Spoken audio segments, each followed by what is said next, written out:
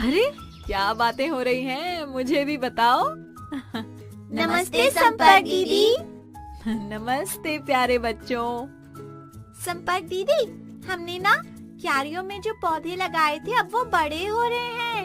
हाँ दीदी, उनमें कुछ नई शाखाएं और पत्तियां भी निकल आई हैं। ये तो बहुत अच्छी बात है। तुम सब उन पौधों की देखभाल करते रहना, नहीं तो वो सूख जाएंगे।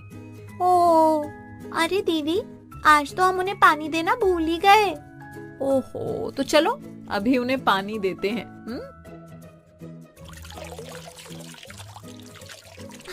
अरे खोजी, इस तरह पानी नहीं देते, पौधों की जड़ों के पास जमीन पर पानी देते हैं। सवाली, अगर मैं पत्तियों के ऊपर पानी दूंगा तब भी तो वो पौधों को मिल ही जाएगा ना। सवाली सही कह रही है खोजी। पौधों को पानी उसकी जड़ों में ही देते हैं। ऐसा क्यों संपर्क दीदी? इसको समझने के लिए तुम्हें एक पौधे में जड़ों का क्या कार्य है ये समझना होगा। जड़ों का कार्य? हाँ बच्चों, आज हम पौधों की जड़ों के बारे में जानेंगे। दीदी, हम सबको फूल बहुत पसंद है, आप उनके बारे में भी जल्दी बताना।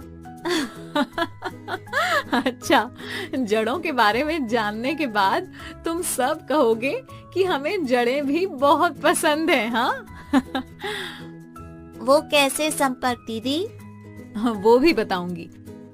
आज यहीं मैदान में बैठते हैं। आज तो मौसम भी अच्छा है, आज की पढ़ाई यहीं पर करेंगे। ठीक है दीदी। बच्चों, जड़ पौधे का एक महत्वपूर्ण भाग है और ये भी कह सकते हैं कि जड़ के बिना पौधा जिंदा ही नहीं रह सकता। है दीदी, ऐसा क्यों? सवाली संपर्क भैया इसे और अच्छे से बताएंगे। चलो चलते हैं उनकी प्रयोगशाला यानी लैब में। अरे वाह, आ गए तुम सब मुझसे मिलने। आज के प्रयोग से हम सब जानेंगे कि जड़ पौधों के लिए क्यों जरूरी है। तो शुरू करते हैं प्रयोग। सबसे पहले हम लेते हैं 2 गमले, मिट्टी, जड़ सहित 2 छोटे पौधे, कैंची और पानी। अब गमलों को नाम दे देते हैं। इस गमले को नाम दिया ए और इस दूसरे गमले को नाम दिया बी। अब दोनों गमलों में मिट्टी डाल देते हैं। अब पहले गमले ए में एक पौधे को लगा देते हैं।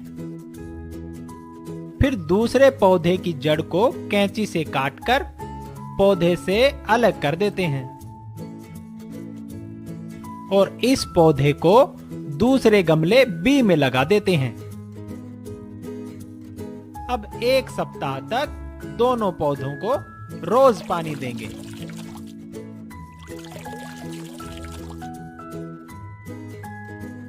अरे देखो, अभी 1 ही दिन हुआ है और बी गमले का पौधा मुरझाया हुआ है।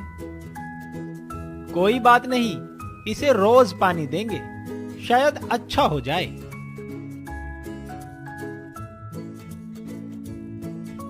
देखो बच्चों, जिस पौधे की जड़ काट दी थी वो सूख गया है, लेकिन दूसरा पौधा हरा और स्वस्थ है।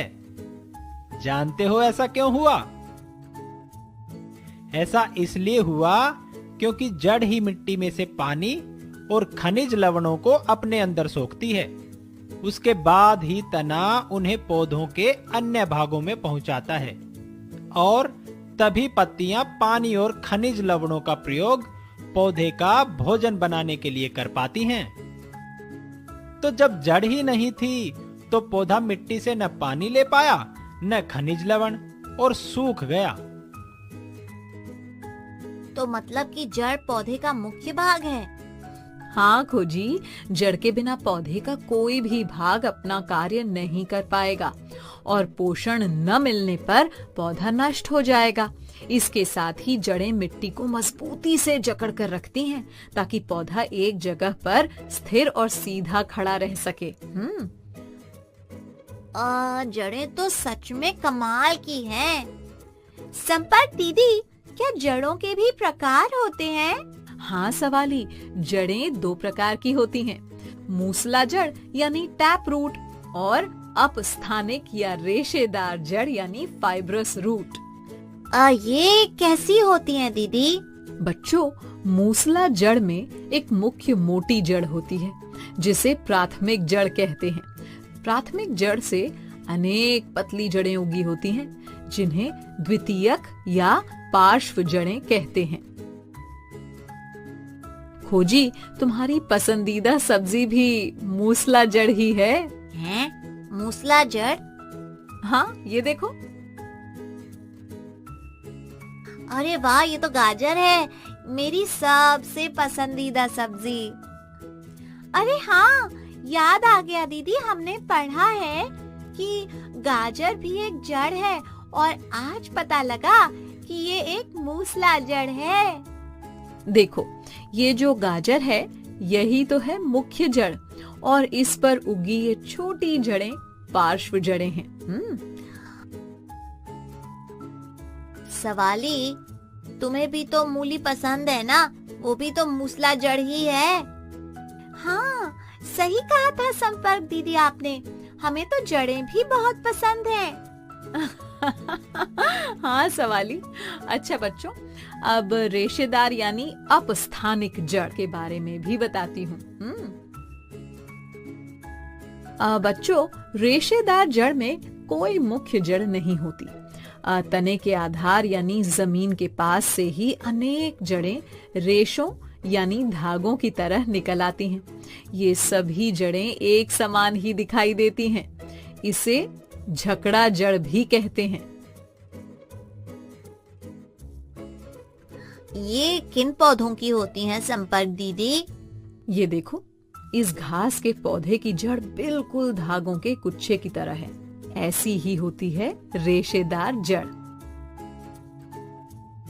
दीदी, कल मैं खेत में गई थी तो मैंने देखा कि लोग खेत में धान के पौधे लगा रहे थे। उनकी जड़ें भी रेशों की तरह ही थीं।